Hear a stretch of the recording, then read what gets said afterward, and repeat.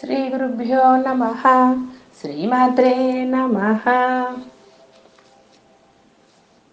సమున్మీలత్ సంవిత్కమల మకరందైకరసికం భజే హంస ద్వంద్వం కిమపి మహతాం మానసచరం యదాలాపాత్ అష్టాదశ గుణిత విద్యా పరిణతిః యదా దత్తే దోషాత్ గుణమఖిలం అద్భ్యః పయ ఇవ.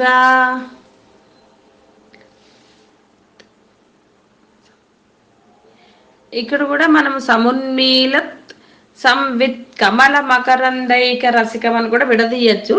సమున్మీలత్ సంవిత్ కమల మకరందైక రసికం అంటే పెద్ద ఒత్తులు లేవు కదా అని చదివేశాను. మీరు వీలు చూసుకోండి, మీకు ఎలా వీలైతే అలా చదవండి.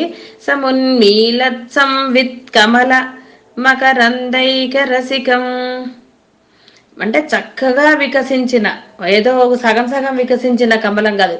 సమున్మీలత్ సంవిత్ కమల వికసించిన కమలం అన్నమాట. ఇక్కడ విత్ కమలం అంటే చక్కగా అది వికసించి ఉందిట. అందులో మకరందాన్ని ఆస్వాదించటంలో ఆసక్తి ఉన్నది అని చెప్పడానికి అలా చెప్పారనమాట. అంటే ఒక భ్రమరం ఎలా ఉంటుందండి, కమలం చక్కగా వికసించిన దాంట్లోనే అది మకరందాన్ని ఆస్వాదిస్తుంది. అదే విధంగా అమ్మ మన యొక్క ఎవరి హృదయాలైతే వికసించి ఉంటాయో వాళ్ళ యందు ఆవిడ ఆ మకరందాన్ని ఆస్వాదించడం అంటే ఆ హృదయంలో ఆవిడ ఉంటుంది అని అర్థం అక్కడ. అంటే ఎటువంటి మదమాత్సర్యాలు అంటే ఆ గుణాలు లేకుండా ఉంటారో వాళ్ళు, ఎవరైతే అమ్మని సదా ధ్యానిస్తూ ఉంటారో, అమ్మ నామాన్ని జపిస్తూ ఉంటారో, కేవలము వాళ్ళ హృదయాల్లో అమ్మ సంచరిస్తూ ఉంటుంది. అయితే ఇక్కడ కేవలం అమ్మే కాదుట, ఆ ఇద్దరు కూడా రెండు హంసల్లాగా సంచరిస్తూ ఉంటారట. అయితే ఇక్కడ హంస అంటే మనం ఇంతకుముందు చెప్పినట్టుగా ఊపిరులు అంటే లోపల ఊపిరి బయటికి ఊపిరి, అవి రెండు హంసలతో పోలుస్తారు మన ఊపిరిని అనమాట. ఆ రెండు హంసల రూపంలో వాళ్ళు ఉన్నారట. అయితే వాళ్ళు ఇంకోటి ఏం చేస్తున్నారట, మనలో ఉన్న దోషాలని వాటిని వాళ్ళు గుర్తించట్లేదుట. పర్వాలేదు వీళ్ళు మారుతారు అంటే ఏం పర్వాలేదు, వీళ్ళు నన్ను ధ్యానం చేస్తున్నాడు అని చెప్పి ఆవిడ ఆ హృదయంలో ఉంటుందిట.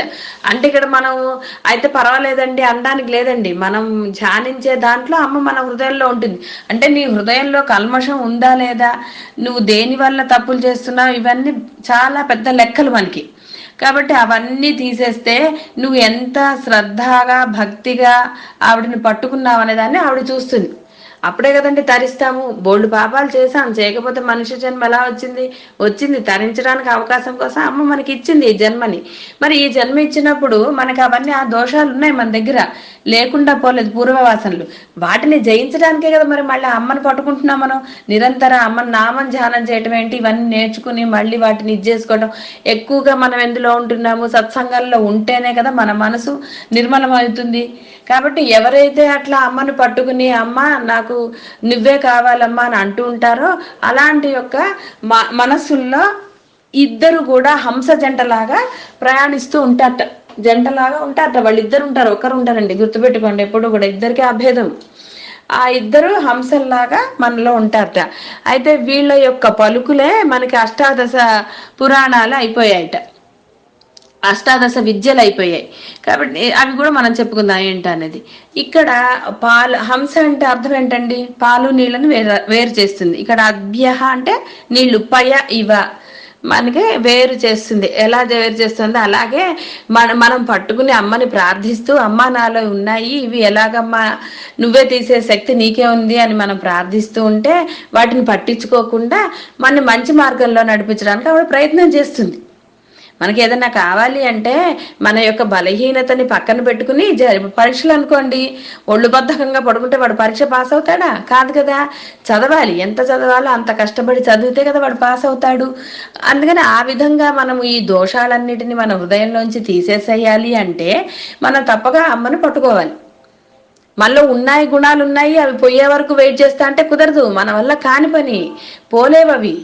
కాబట్టి అమ్మని పట్టుకుంటే ఆ అమ్మ మనలోని ఈ చెడు గుణాలని మంచి గుణాలని వేరు చేసేసి మన చెడు గుణాలని నిర్మూలిస్తుంది ఆవిడ. మనకి లలిత కూడా చెప్తారు కదా, ఆవిడ యొక్క అంకుశము పాసము అవన్నీ కూడా మనలో ఉన్న యొక్క చెడు గుణాలను నియంత్రించడానికని చెప్పుకున్నాం కదా మనం. ఇది అంతే. కాబట్టి వాళ్ళిద్దరూ అలా మన రెండు హంసల్లాగా, అంటే హంస శివశక్తులు ఒక హంస జంట అన్నమాట. ఆ పలుకులు ఎలా అయ్యాయి? అష్టాదశ విద్యలట. అంటే అవేంటి? 4 వేదాలు, 4 ఉపవేదాలు, శిక్ష, వ్యాకరణము, చందో నిరుక్త జ్యోతిషాలు, ఇలాంటివన్నీ, పురాణ, న్యాయ, మీమాంస, ధర్మశాస్త్రాలు, ఇలాంటి 8 విద్యలుగా పరిణమించాయట. అంటే వాళ్ళ యొక్క పలుకులట, హంస పలుకులు మనకి అష్టాదశ విద్యలు అయిపోయాయట. ఆ విధంగా మనకి చెప్పారు. కాబట్టి ఇక్కడ మనం ఏం చేయాలి? హృదయస్థానంలో అనాహతంలో వాళ్ళిద్దరిని 2 హంసలుగా భావించాలి. అంటే అర్థం, నీ ఊపిరే వాళ్ళయ్యా అని చెప్తున్నారు అనమాట. ఆ ఊపిరి నువ్వు తీస్తున్నావు అంటే అక్కడ వాళ్ళు ఉన్నారు, వాళ్ళని గుర్తించు, వాళ్ళని ధ్యానం చెయ్యి అని చెప్పటమే. ఊపిరి ఆవిడదే కదండి, మనం తెచ్చుకున్నాం ఎక్కడి నుంచన్నా? మనం ఎక్కడి నుంచి తెచ్చుకోలేదు. అంత శక్తి మనకుంది అసలు లేదు. కాబట్టి అనాహతంలో వాళ్ళిద్దరు కూడా మనకి మన ఊపిరులుగా ఉన్నారట. అందుకే ఊపిరి అనేది కూడా ఊపిరి లెక్క, మాటలు లెక్క మనకి. ఇవన్నీ ఆవిడ లెక్క పెట్టి పంపించింది. ఏది ఎప్పుడు తొందరగా అయిపోతే పోతారు అంతే. 2 సమానంగా ఆవిడ ఇచ్చి పంపించింది. కానీ మన ఆవేశాల్లో మాటలు ఎక్కువ అవుతాయి, మళ్ళీ శ్వాసలు కూడా ఎక్కువైపోతూ ఉంటాయి. కాబట్టి వాటి మీద డిపెండ్ అయ్యి మంది ఉంటుంది. కొంతమందికి చూడండి, శ్వాస ఉంటుంది కానీ మాట ఉండదు. శ్వాసలు ఉన్నాయి కాబట్టి వాడు ఇంకా బతుకున్నాడు. అయితే మాటలు ఉండలేదు కాబట్టి తీసేసిందా అంటే, ఆవిడ కరుణామూర్తి కాబట్టి వాడికి శ్వాసలు ఉన్నాయని కాసేపు ఉంచింది. పోనీ ఇప్పటికైనా వాడు బాగుపడతాడేమో అనేసి. కాబట్టి బోల్డ్ లెక్కలండి. ఆ లెక్కల జోలికి మనం వెళ్ళొద్దు. కాబట్టి ఇక్కడ మనకి ఏం చెప్పారు? మొదట ఆజ్ఞా చక్రంలో అర్ధనారీశ్వర తత్వం చెప్పారు, విశుద్ధి చక్రంలో స్ఫటిక రూపధారణ చెప్పారు. ఇక్కడ అనాహతంలో వాళ్ళిద్దరు హంసల్లాగా ఉన్నారట. 2 హంస జంటల్లాగా ఉన్నాయట వాళ్ళిద్దరు కూడా. కాబట్టి మనం వాళ్ళిద్దరిని ఆ విధంగా మనం గనక, అంటే మన ఊపిరిలో ఇక్కడ, అంటే హంసలుగా భావించమని చెప్పట్లేదు. ఊపిరిని నువ్వు వదిలే ఊపిరిలో అమ్మనామము, పీల్చే రూపంలో అమ్మనామం పెట్టుకో. వాళ్ళిద్దరూ అక్కడ ఉన్నారు. శివనామం చెప్పుకోవచ్చు, అమ్మనామం చెప్పుకోవచ్చు అండి. ఇప్పుడు మనకి లలిత సహస్రనామంలో వస్తుంది ఆ నామం. ఇద్దరికి అభేదం, ఎప్పుడు భేదం చూపించకండి ఇద్దరికి. వాళ్ళిద్దరూ ఒకటే. మీరు శివ అన్న వాళ్ళిద్దరికి ఏం కోపం రాదు.